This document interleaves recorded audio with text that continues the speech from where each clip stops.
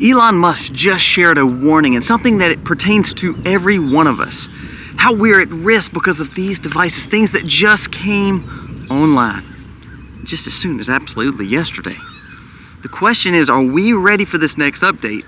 What is Elon telling us to do or not to do? Is he there to help us, to harm us? I mean, there's a lot of technology and it's good, but at the same time, is our whole life wrapped up in here? And how protected actually are we? Let's talk about it today. I've been running most of my life. Hey guys, welcome to the Max. Thank you so very much for being here today. It is a gorgeous day here in South Mississippi. When I wake up and see the sun rise, it makes me thankful for another day to live, that we've been blessed to be here, and we do not need to take today for granted. Everything that we do, everything that we talk about, even on this channel, our purpose is to be better. Our purpose is to be wiser. The purpose is to have a better common sense approach to the life we live. If we allow everyone to guide and lead our lives and we don't ever do research, we don't ever gain wisdom, we don't ever try to find the common sense in it, then we will be led astray. So that's what we try to do here, is to lead everyone hopefully in a way that is maybe thinking for yourself. So let's talk about today. Let's talk about the severity of what Elon was saying and how pertinent it is for us. So Apple just came out with a new release dealing with, they are partnering with AI software, and it's going to be more help to you, more convenient for you, to where your phone knows everything about you. Actually, the same technology came out where they're going to allow you to be swiped next to another phone, and Apple Pay allows that person to be paid. It's supposed to be secure and safe. So therefore now your whole financial institution can be involved here. Your whole personal assistant can be involved here. And the fact that this phone knows everything about you. And here's a few things that we have a problem with, and then we're going to talk about what Elon Musk said. We're at a point in time where, how safe is our data? Right now, the Supreme Court justices and the Supreme Court is listening to cases of a settlement dealing with Facebook, how they were taking your data and giving it all across the world to everybody who was willing to buy it. $725 million settlement. Now, that's not something people talk about, but that's how, when we say your life is on these phones and you invest in TikTok and Facebook and all these apps that are free and they get all your information, they're selling your information to data brokers, and that is dangerous. Now, if we all of a sudden add AI into the whole mix, and the fact that now you're wanting to put your whole cash bank on this device, what you're doing now is you're giving even more access to every part of your life, to where you want to use OpenAI or ChatGPT or some form of AI-generated technology to know everything about your life. You are going to be completely surveilled at all times. Now, I believe we're already there. I believe everywhere we go, you need to have all your location services off. I leave all mine off. I don't allow any Bluetooth and wireless to go on when I'm out in the, out in the community, or if we're on vacation. I'll also make sure that we place it in an inconspicuous place. We don't sleep next to it. So that's all very important things. However, it knows more than you can imagine about your life. Now I have a new announcement coming in a few weeks about something that I've been trying, but we're going to talk about that later. The point of today's video is dealing with the new technology that AI is putting in and that Apple is putting in. They're partnering together to ultimately surveil you more. Now let's go into what Elon just said. I have a very big concern for major AI programs. I mean, the two biggest are obviously Google Gemini and OpenAI. The concern I have is that this may seem very small, but I think it's a very big issue. Now, this is the richest billionaire in America, the one who gives us a platform to utilize that is absolutely where you could say just about anything, and then also has built technology of Starlink and the Boring Company, and also SpaceX. Now, you love him or hate him, he's a brilliant guy. He says they are pandering to political correctness versus truth-seeking. He said, prime example, Gemini just said it's better to not misgender somebody like Caitlyn Jenner than to stop global nuclear war. Now, think about that. That shows that AI is always going to have this biases, and that you're literally putting yourself out there to get all the information you can from this biases. It's kind of like Google. When you search Google, when you search online, they're going to skew you to what they want you to read about this person. If you type in this person, if you type in Trump, I doubt you're going to get a positive story for the first 2 or 3 pages, just because they can skew you to make you see their biases and you just believe it. It's predictive programming. Well, AI is going to do the same thing, and that's what Elon Musk is saying. He's saying what we're going to see is the more that AI comes into a platform like a phone or like your lives, if that is not a fair, truth-seeking AI, and it has biases from whomever built the program, then therefore you will be predictively programmed to believe everything that says. Not only that, if it's seeking the political side that's not your political side, then you're on the opposing side, and they will surveil everything that you say, you do, and they will be able to hold that against you as a political prisoner. Think about that now. Now, I know that's stuff that we already have seen. We think it happens all the time, but we are literally living in a dystopian nightmare the more we allow AI generation to be part of our lives. I don't believe that AI is a very good thing. However, everybody's using it. Now, he's actually saying, well, we may need to come up with something different, kind of like a Grok, to where it's a truth-seeking AI to be placed on our phones. He was even saying in his businesses, if Apple goes through with this and Apple puts this protocol in, he said for all my companies, they will have to put their phones out of the building. They will have to put them in Faraday cages, or they will not be able to work for me. Now, that's big. And that's coming from someone who knows everything there could be known about technology and the dangers of it. Now, does that mean, the Elon Musk is on our side? No, it doesn't. What I'm saying is, if we find someone who is willing to say, wait, this is too much, you're not going to like this, and this is not someone who is considerably on the right, it's not a conservative. He has been red-pilled a little bit, but he's not a conservative.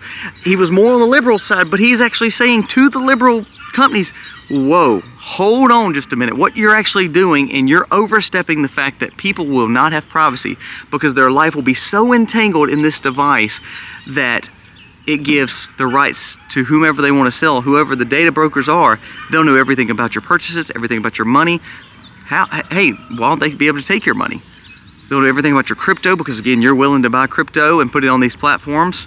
You're willing to keep on buying these apps and allow AI to help you navigate through life because it makes it so much easier. That convenience is going to cause for more American demise, because we are losing our independence, we're losing our mechanics, we're losing our fact that we can do things for ourselves because we want AI to do it for us. We want to make it easier. Instead of getting cash out of the wallet, let's just swipe my phone. Don't you see that could be a major problem? It says that Apple can be able to go next to another Apple, tap it, and you've just paid someone without getting their information. Don't you think that's going to be easily able to be used by hackers and other people that abuse AI?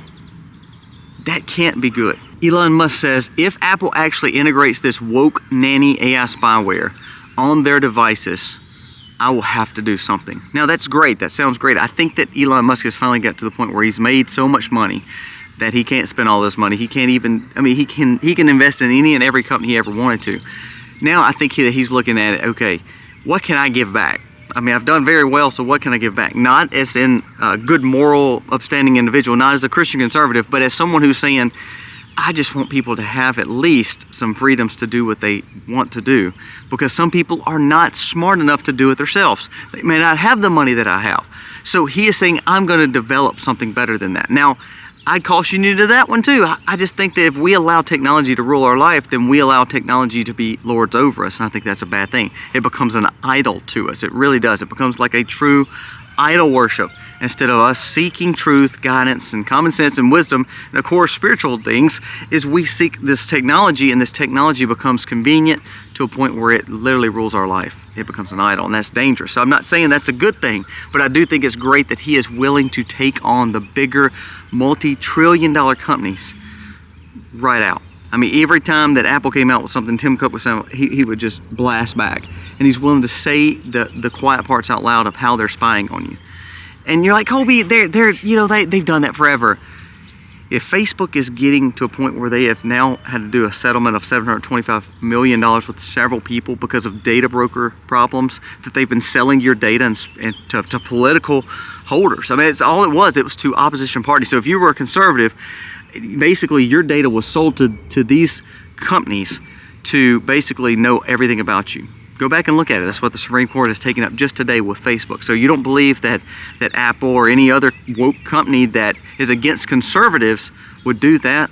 You are wrong. Listen to this. This was leaked. It says U.S. linked Ukrainian NGO unveils, meaning U.S. money has tied to this Ukrainian company that we basically help fund, says that they have made an enemy list that could even be a kill list.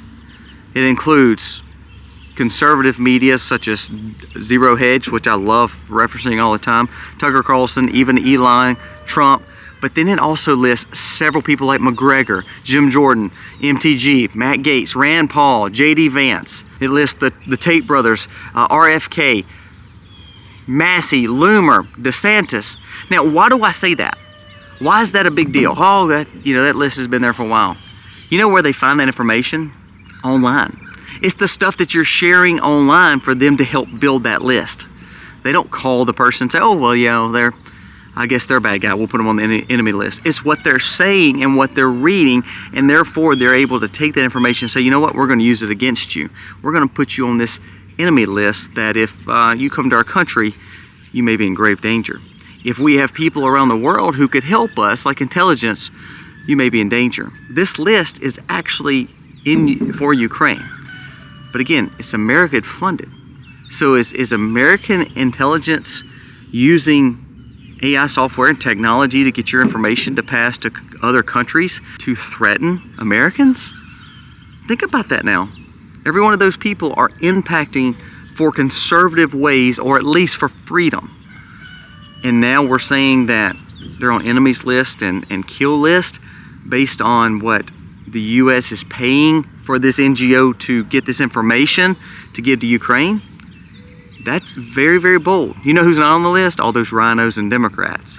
It's only the conservatives and only the people that are standing up for freedom. Isn't that amazing? So you don't believe that the information you're saying or doing or spreading on here is going to maybe come back and bite you. It's not the fact that you're spreading misinformation. It's the fact that you may be spreading truth.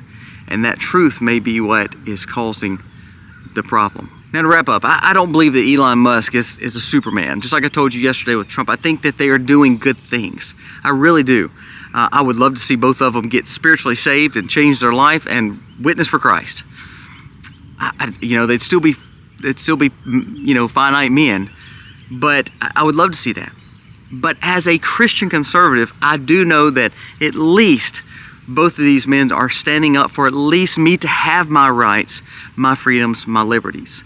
The point of the videos that we do, the point of the fact of us bringing this up is the fact that when you spend all your time online and when you're on Facebook and TikTok and all these apps, do they have rights to be on any platform? Do you have rights to do any of that? Absolutely, you should have freedoms to do that.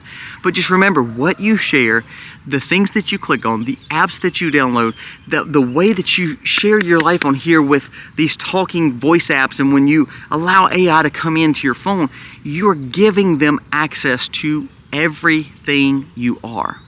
It says that more people are now buying crypto. More people are putting their money in online banking. More people are using cash form apps like banking apps. What you're doing is you're giving this technology even your money now.